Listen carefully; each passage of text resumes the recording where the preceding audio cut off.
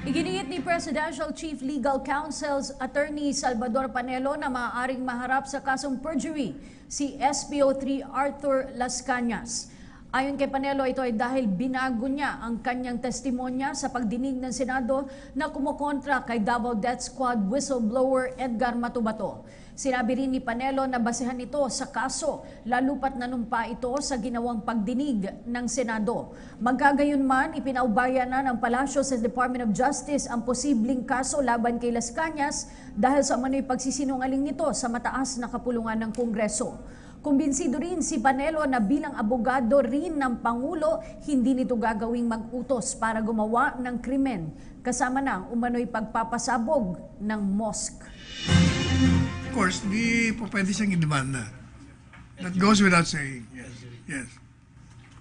Will the government initiate any filing of charges? Yung DOJ na yun. DOJ. So, pero merong ganon. Most likely, yun ang mangyayari sa kanya. Sir, pero may claim din siya na nakausap ka mismo si nooy Mayor Duterte. Sinabihan pa raw siya, sige, basta malinis lang.